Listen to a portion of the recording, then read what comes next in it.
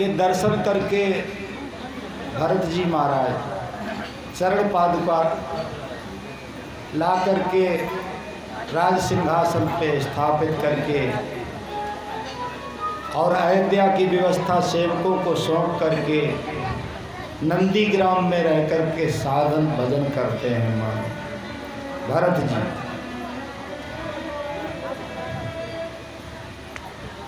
Ram ji one में बसते हैं, भरत जी नंदीग्राम में रह करके और तन को कसते हैं।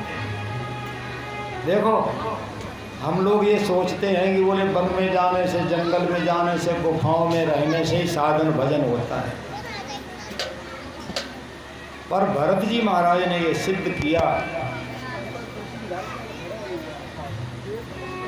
वो वन में नहीं गए और भवन में नगर में रह करके ही तन कसते हैं, भजन करते हैं भगवान।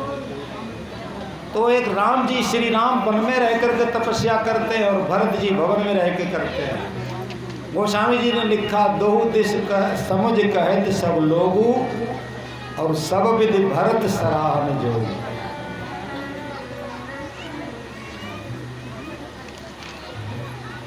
श्री राम जी से भी ज्यादा बढ़कर के प्रशंसा जो है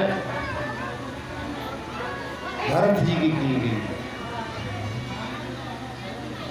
राम जी से बढ़कर प्रशंसा। तो भरत जी नंदीग्राम में रह रहे हैं, साधन करते हैं, तन कसते हैं, तपस्या कर रहे हैं। और राम जी कहाँ विराजमान? बोले चित्रकूट। चित्रकूट में श्री राम विराजमान। एक दिन श्री राम जी ने क्या किया, अपने कर कमलों से फूलों की मालाएं बना करके मालाएं सीता जी को पहनाने लगे।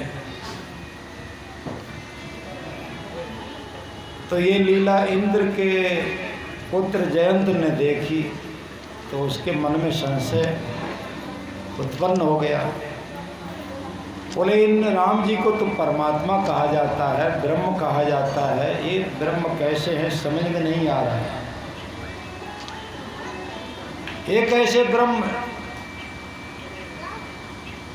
मालाएं बना करके अपनी पत्नी को पहरा रहे हैं, ये कैसे ब्रह्म? संशय हुआ, मैं इनकी परीक्षा लेकर के देखूंगा। परीक्षा तो उन्होंने क्या किया,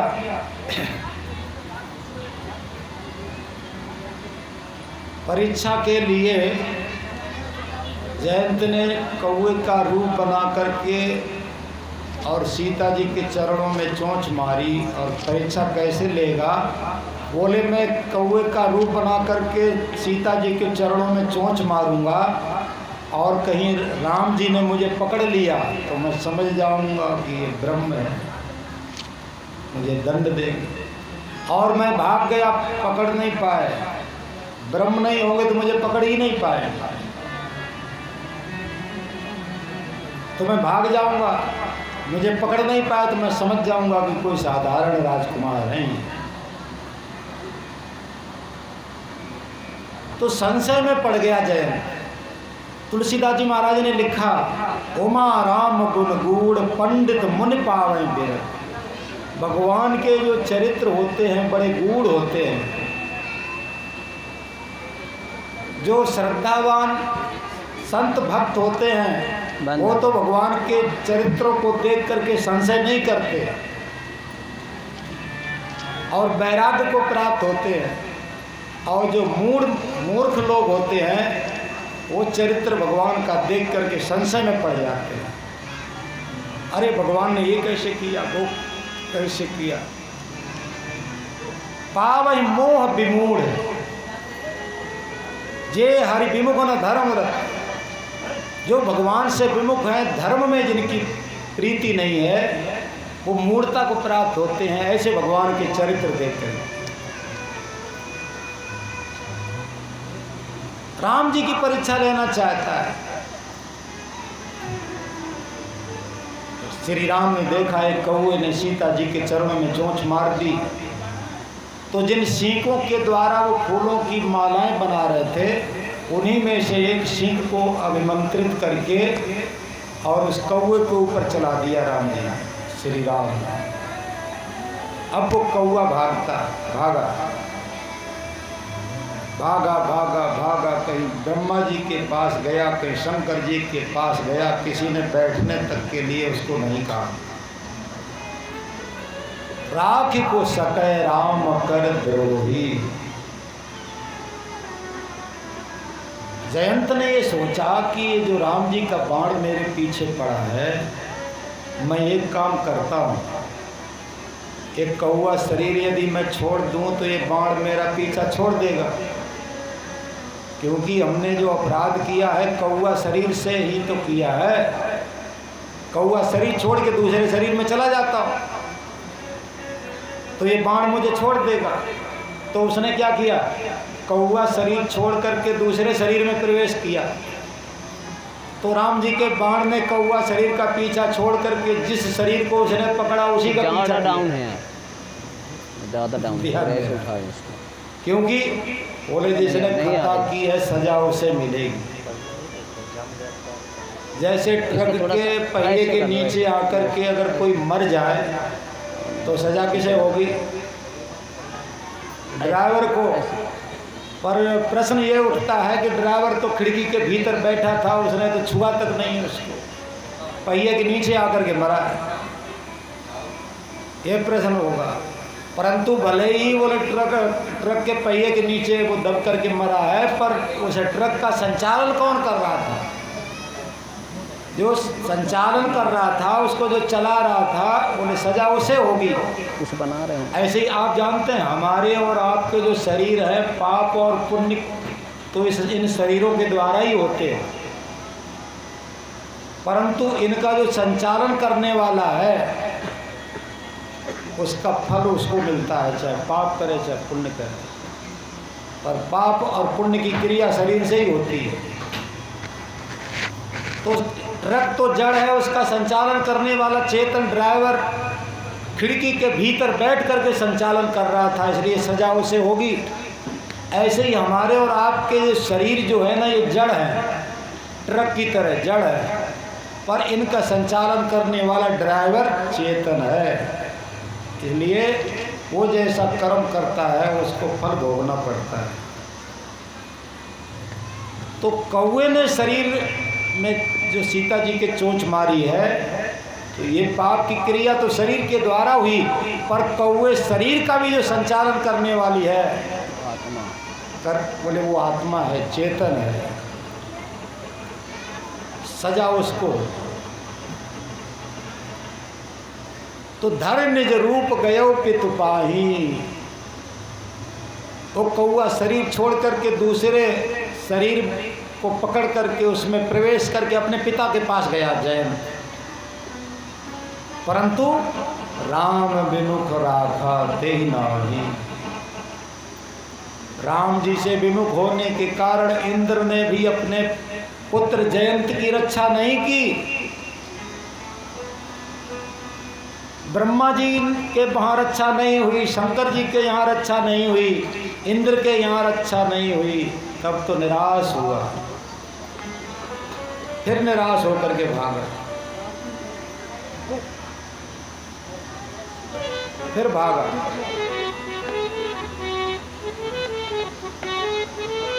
नारद जी ने उस जयंत को भागते देखा।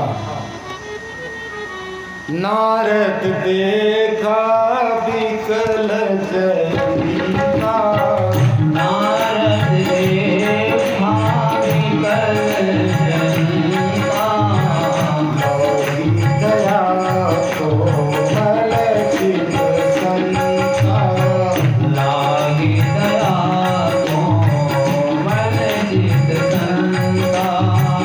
नारद देखा विकल जयंता, नारद देखा विकल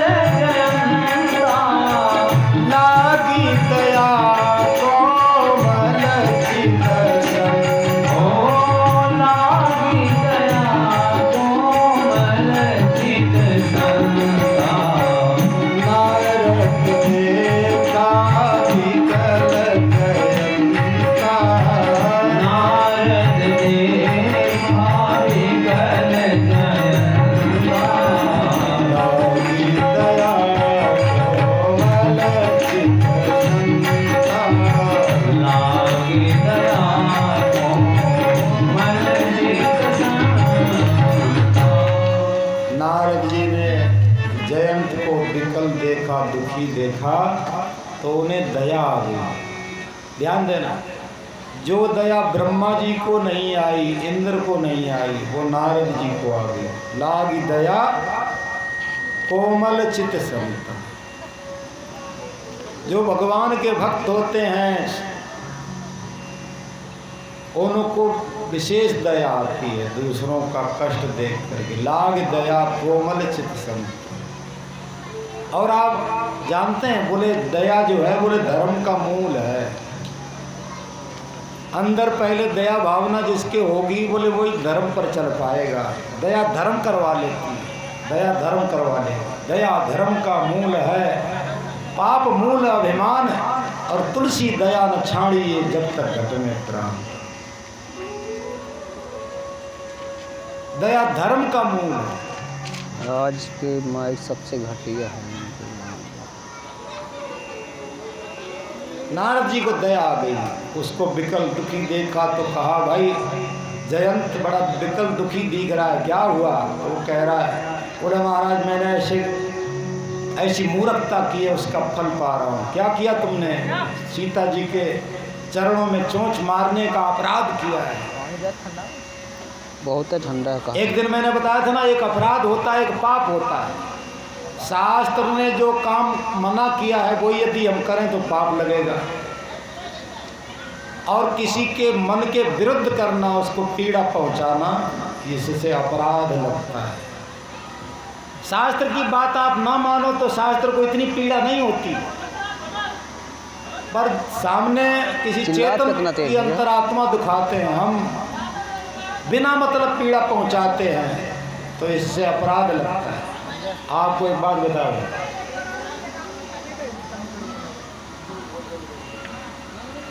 ऋणी और अपराधी की जल्दी मुक्ति नहीं होती। एक ऋणी एक अपराधी। जैसे किसी से कुछ लिया, आपने धन लिया, रुपया ले लिया, फिर बेईमानी कर ली और दिया नहीं, तो आप जानते पशु बन के भी भरना पड़ेगा किसी योनि में, नहीं तो तब तक कल्याण नहीं होगा। ऐसे किसी का अपराध कर दिया है तो जो है हमें, जिसका अपराध हमने किया है उसी से क्षमा मांगो। होता क्या है, अपराध कहीं करते हैं, दुख किसी को देते हैं और क्षमा कहीं जाके मांगते हैं, तो भगवान भी जल्दी क्षमा नहीं करते। जैसे दुर्वासा ऋषि जी ने अपराध कर दिया, अम्बरीश राजा को दुख देने का प्रयास किया, तो भगवान का सुदर्शन चक्र उनके पीछे पड़ गया और वो इधर उधर भागते फिरे, कहीं रक्षा नहीं हुई। अंत में भगवान विष्णु जी के पास गए और विष्णु जी भी क्या बोले, मैं तो खुद भक्तों के अधीन हूँ, हम तुम्हारी रक्षा नहीं कर सकते। जिनका अपराध किया है उन्हीं राजा के पास जाओ। अम्बरीश के पास, राजा के पास में भेजा भगवान विष्णु जी ने। इसलिए ध्यान देना, भगवान ने जो हमें आपको मनुष्य शरीर दिया है और आपको बल दिया है, उस बल का दुरुपयोग नहीं करना, निर्बल को सताना नहीं। बल है निर्बलों की सेवा के लिए है, सताने के लिए नहीं। बल का दुरुपयोग करके जो निर्बलों को सताएगा, आप जानते हैं, ये अपराध करेगा तो इसका परिणाम बड़ा भयंकर होगा। कल्याण नहीं होगा, शांति नहीं मिलेगी, दुर्गति हो जाएगी, नरकों में चले जाएंगे, 84 लाख योनियों में चले जाएंगे। तो ये अपराध से बचें। अगर हम लोगों से ऐसा कुछ हो भी जाता है, स्वभाव बिगड़ा हुआ है, आदत बिगड़ी हुई है, संग अच्छा नहीं है, और ऐसे हमारे द्वारा पाप भी होते रहते हैं, अपराध भी होते रहते हैं, ऐसा अगर हम लोगों के जीवन में ऐसा हो रहा है, कोई अपराध हो गया तो क्षमा मांगो। स्वभाववश अपराध हो गया, किसी को कष्ट पहुंचा दो, क्षमा मांग लेनी चाहिए।